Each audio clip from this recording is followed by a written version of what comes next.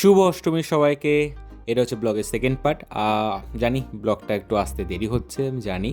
তো কাজের মানে কি বলবো, আর কাজের ব্যস্ততার জন্য সত্যি কথা বলছি এডিট করার সময় পাচ্ছিলাম না। তো যাই হোক, আপনাদের সঙ্গে আজকে গল্প করতে চলে এসেছি। তো আপাতত দুপুর বাজছে আমাদের প্রায় 3:30-4টে। তো আমি আর আমার বন্ধু বেরিয়ে গেলাম আমার এলাকা থেকে যতটা দূরে যাওয়া যায়। তো প্রথমে প্ল্যান তো ছিল আমাদের রামপুরা, তারপর আমরা প্ল্যান চেঞ্জ করে ভাবলাম না, চলো সাঁইথিয়ায় যাওয়া যাক। তো সাঁইথিয়ায় যাই, এখানে ঘুরে আসি। আর সোনার সঙ্গে বেরোনোও হয় না, ঠিক আছে, অনেক দিন হলো আমরা বেরোবো ভাবি প্ল্যান করি, কিন্তু হয় না। তো পায়ে ব্যথা নিয়ে চলো বেরিয়ে পড়লাম।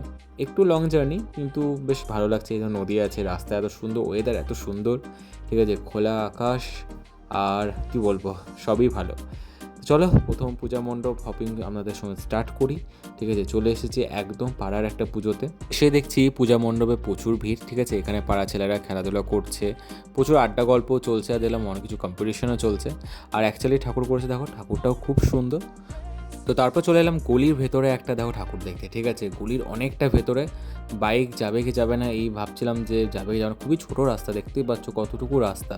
বাট তার মধ্যেও আমরা বাইকটাকে ঢুকিয়েছি, ঠিক আছে, বার করতে পারবো কিনা জানি না, কারণ এইদিকে কখনোই আসিনি, এটা প্রথমবার। তো যাই হোক, বাইকটা পার করে আরও একটা গলি দেখলাম, ওই গলিটা ঢুকেই দেখতে পেলাম ঠাকুরের প্রতিমা ওখানে করা আছে। প্রথমে তো খুব সুন্দর একটা মা কালীর প্রতিমা করা, দেখো মা কালী মূর্তি এত সুন্দর না, দেখেই আমার বেশ প্রাণটা জুড়িয়ে গেল। এবং তার পাশেই দেখছি মা দুর্গার। তো আমরা প্রথমে ভাবছিলাম যে এখানে আছে কি নেই, কিন্তু খুব সুন্দর দেখো, অ্যাকচুয়ালি ঠাকুর প্রথমত এত সুন্দর করেছে, মায়ের মুখটাও খুব সুন্দর। তো ওখান থেকে চলে এলাম আরেকটু দূরে একটা ফেমাস পূজা মণ্ডপে। এখানে ফেমাস কেন আমি এখনই বুঝতে পারবে, ঠিক আছে। এ দেখো, এর ডান দিকে একবার জাস্ট প্রাইজগুলো দেখো, ঠিক আছে, এটা হচ্ছে আমাদের সাঁইথিয়ার অগ্রণী সমাজ ক্লাব। এত প্রাইজ তুমি জাস্ট দেখতে পাচ্ছ, ঠিক আছে, এই বছর থেকে শুরু করে তার প্রিভিয়াস ইয়ারগুলোতে এত প্রাইজ পেয়েছে, আমি সত্যি বলছি কোনো পূজা মণ্ডপে এত প্রাইজ দেখিনি।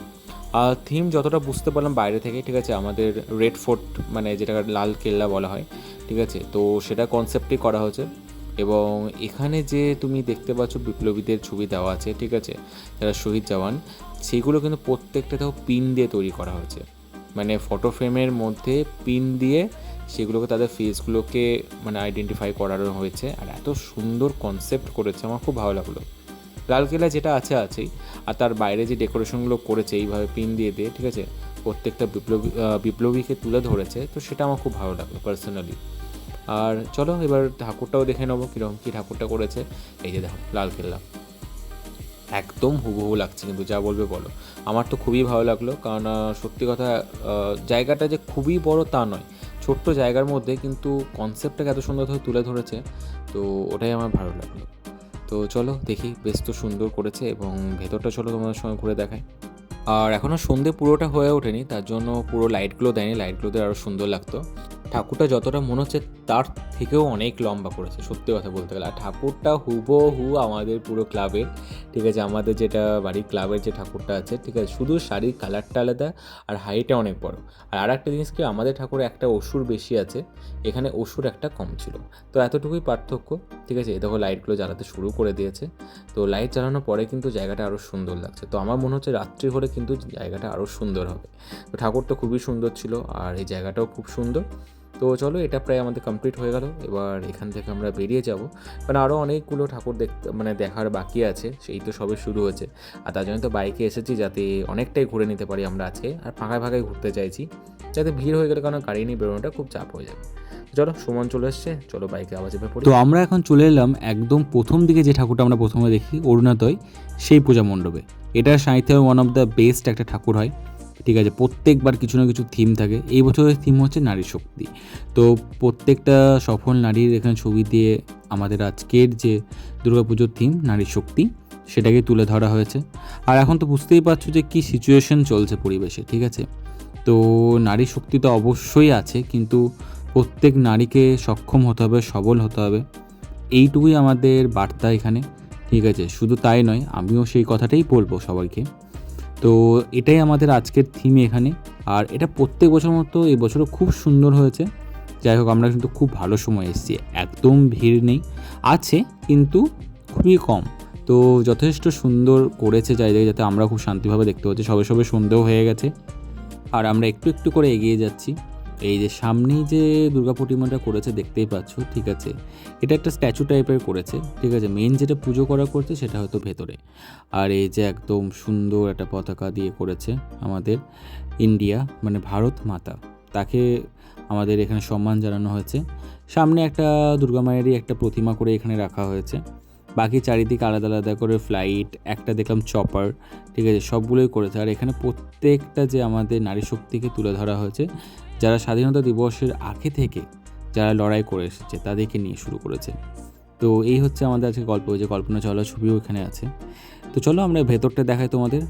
আমি প্রথমে ভেবেছিলাম না ওটাই দুর্গা প্রতিমা, তারপর দেখলাম না, ভেতরেও আছে, ঠিক আছে। ভেতরে ডেকোরেশন খুব সুন্দর করেছে, দেখো কত সুন্দর করে করেছে। আর এগুলো সব টিস্যু পেপার দিয়ে কাজ করেছে। এই দেখো, এইটা হচ্ছে প্রতিমা, অসাধারণ করেছে, অসাধারণ, একটা নতুন থটস, তো সেটাকেই তুলে ধরা হয়েছে। অন্যবার কিন্তু এত ধৈর্য ধরে কিন্তু দেখার সুযোগ পাওয়া যায় না, কারণ এত ভিড় থাকে সত্যি কথা। আর এখানে কেউ ভলেন্টিয়ার থাকে বা চলো চলো চলো আগে যাও, ঠিক আছে, তার জন্য ঠিক করে ছবিটাও তোলা হয় না। আর এবার তো ছবি কি পুরো সুন্দর দাঁড়িয়ে ভিডিও করলাম, অনেকক্ষণ থাকলাম ভেতরে। চপারটা কিন্তু ভীষণ রিয়েলিস্টিক লাগছে, ঠিক আছে, আমার তো বেশ ভালো লেগেছে, যথেষ্ট একটা রিয়েলিস্টিক লুক দিয়েছে। তো চলো এবার দেখা তো হয়ে গেছে মোটামুটি, সময় দাঁড়িয়ে আছে, চলো আমরা এবার নেক্সটের দিকে চলে যাই। মানে সন্ধেও বাড়ছে, ভিড়ও তত বাড়বে, তো যতটা তাড়াতাড়ি আমরা ঘুরে নিতে পারবো ততটাই আমাদের জন্যই ভালো। মানে এরপরে আবার বাড়িও তো ফিরতে হবে, সেটাও অনেকটা দূর, একদম মেলার মতো বসিয়ে দিয়েছে তো ওই দিকটাতে। বাহ, বাচ্চাদের জন্য কিন্তু বেশ এন্টারটেনিং। তো চলে এলাম নেক্সট পূজা মণ্ডপের দিকে, জাস্ট ওখান থেকে কিছুটা এগিয়ে এসেই তো এখানে কিন্তু একটা বেশ সুন্দর মন্দির করা হয়েছে। এখানে পুজোটা কিন্তু আরও জাঁকজমক হতো, এখন আমাকে একটু যেন মনে হচ্ছে এর পরিবেশটা একটু কম হয়ে গেছে। আগে কিন্তু এখানে আরও জাঁকজমক হতো, ভিড় ভাট্টা তো প্রচুর হতো এখানে, কারণ এখানে প্রচুর খাবার স্টল আছে আশেপাশে। তো এটাই আমার মনে হলো একটু জাঁকজমকটা কম তুলনামূলকভাবে আগে যতটা দেখেছি এখানে। তো চলো, সেটা কোনো ব্যাপার না, সময়ের সঙ্গে সঙ্গে অনেক কিছুই পাল্টাই। তো এই হচ্ছে ব্যাপার। তো কিন্তু ডেকোরেশন কিন্তু খুব ভালো করেছে, যে সুন্দর একটা বসার জায়গাও করে দিয়েছে, অনেকটা জায়গা আছে, ঠিক আছে। চলো এবার হচ্ছে আমাদের চাট খাওয়ার পালা, মানে অনেকগুলো চাট ভান্ডার করা আছে এখানে, ঠিক আছে। আমরা কনফিউজ যে কোনটা থেকে খাবো। তো যাই হোক, সুমন দিলাম এখানে গিয়ে দাঁড়ালো, তো ঠিক আছে চলো ওখানেই খাওয়া যাক। তো কারণ এখানে চাটটাও খুব ভালো করে, ঠিক আছে, টক মিষ্টি ঝালের বেশ একটা কম্বিনেশন। তো প্রথমে একটা পাপড়ি চাট খাবো, তারপরে ফুচকা টুচকা খেলে সেটা দেখা যাবে। তাহলে এখন খাওয়াতে কনসেন্ট্রেট করি, তারপর আপনাদের সঙ্গে দেখা হচ্ছে আবার। তো চলে এলাম আবার নেক্সট পান্ডালে, ঠিক আছে। এখনও কিন্তু ভিড় সেরকম হয়নি, এই দিকে বাড়তে লেগেছে। তো আমাদের এই পূজা মণ্ডপের থিম দেখলাম দশমহাবিদ্যা, ঠিক আছে। আর প্রথমে দেখছি খুব সুন্দর সুন্দর করে মূর্তি তৈরি করা হয়েছে, আর প্রত্যেকটা মূর্তি এতটাই সুন্দর, তার জন্য আমি প্রত্যেকটাই ক্যাপচার করেছি, ঠিক আছে। তো দেখলাম সময় আছে, সুযোগ আছে, এবং ভিড় যখন কম, অবশ্যই পুরোটা ভিডিও করে দেখাবো আপনাদের, তার জন্যই আমি পুরোটা ভিডিও করেছি। আর সত্যি কথা বলতে ভালোও লাগলো দেখে, ঠিক আছে, প্রত্যেকটা দশমহাবিদ্যাকে এখানে মূর্তি করে করেছে, এটাই আমার খুব ভালো লাগলো। জায়গাটা একটু ছোটো হলেও কিন্তু খুব সুন্দর করেছে, আমার প্রতিমাটা কিন্তু দারুণ লাগলো, বিশাল বড়, এটা যতটাও ছোটো মনে হচ্ছে ততটা একদমই নয়, খুবই সুন্দর, খুবই বড় করেছে প্রতিমা মূর্তিটা। তো আবার চলে এলাম নেক্সট এখানে একটা মন্দিরের পুজোতে, ঠিক আছে। প্রথমে দেখছি রামচন্দ্রের একটা মূর্তি করেছে, খুব সুন্দর, আমার তো খুব ভালো লাগলো দেখে। সামনেই একদম যে বিশাল একদম আহামরি কিছু প্যান্ডেল করে তা না এখানে, কারণ এখানে মন্দিরটাই এতটাই সুন্দর, দেখতেই পাচ্ছ কতটা বড় একটা মন্দির এবং কতটা সুন্দর। আর আমার এখানকার প্রতিমাটা ওয়ান অফ দ্য বেস্ট লেগেছে, ঠিক আছে, আমার পার্সোনালি লেগেছে। ওনার যে এই যে মুখোজ্জ্বলা একটা ব্যাপার থাকে না, যে মুখের যে একটা তেজ, ঠিক আছে, আমার ভীষণ ভালো লেগেছে। আর তখন সন্ধ্যা আরতি হচ্ছিলো, এতটা সুন্দর একটা মানে একটা ভাইবস ক্রিয়েট হয়েছিল, অসম, মানে ওটার জন্য আমার আরও মন ভরে গেছে ওই জায়গাটায়। তার জন্য কিছুক্ষণ দাঁড়িয়ে এখানে আরতিটা দেখলাম, এবং ওখানে দেখার পর চলে এলাম আরও একটা জায়গা, ঠিক আছে। আজকে কিন্তু ঘোরা একদম থামবে না, কন্টিনিউ চলবে। তো এখানে তো দেখলাম পুরো কলোনি জুড়ে একদম প্যান্ডেল করেছে, আর এখানকার থিমই করেছে দেখলাম বাঙালি দুর্গাপুজো।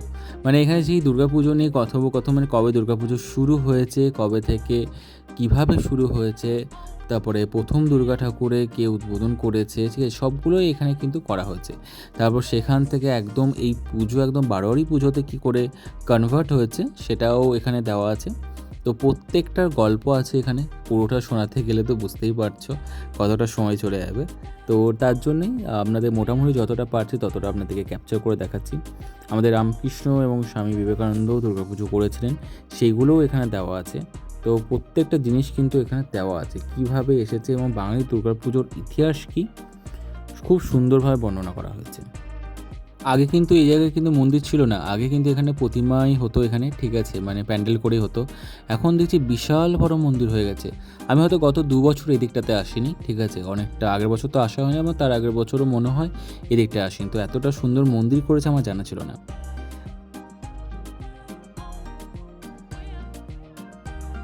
তো হঠাৎ মনে হলো এক কাপ চা খাওয়া যাক। তো চা খাওয়ার বাহানায় যখন এদিকটা এলাম তো দেখলাম নন্দেশ্বরী মন্দিরটা আছে আমাদের সাঁইথিয়ার, খুব মানে ফেমাস বলতে গেলে, ঠিক আছে, এবং ভীষণ মান্যতা আছে সাঁইথিয়ার নন্দেশ্বরী মন্দির।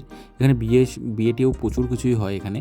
তো সেখানেই দেখলাম যখন এলামই তো একটু দর্শন করেই যাক। তো আমরা দর্শন করে দেন এখানে চলে এলাম তার একটু কাছেই আর একটা মন্দিরে। আর এটা আমি ফার্স্ট টাইম এসেছি এই দিকটাতে, কোনো দিনই আসা হয়নি, আমার প্রথমবার আসা হলো এই দিকটায়, আমার জানাই ছিল না। আর এতটা সুন্দর প্রতিমাটা করেছে না, আমার সত্যি বলছি মন্ত্রমুগ্ধ হয়ে গেলাম। আমার ভীষণ ভালো লেগেছে। তার যে একটা ফেসের মানে একটা মুখে যখন তেজ ও উজ্জ্বল একটা ব্যাপারটা ছিল, যেটার জন্য আমার ভীষণ অ্যাট্রাক্ট করেছে।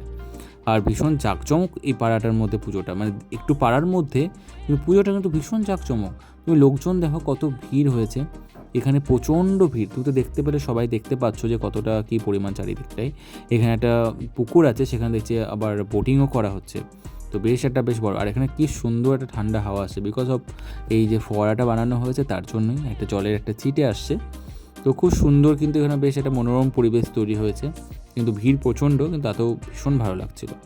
তো আমাদের মোটামুটি দুর্গাপুজো বা দুর্গা ঠাকুর দেখা মোটামুটি কমপ্লিটের দিকেই। রাত্রে অনেকটা হয়েছে, খাওয়া দাওয়ার ব্যাপার আছে।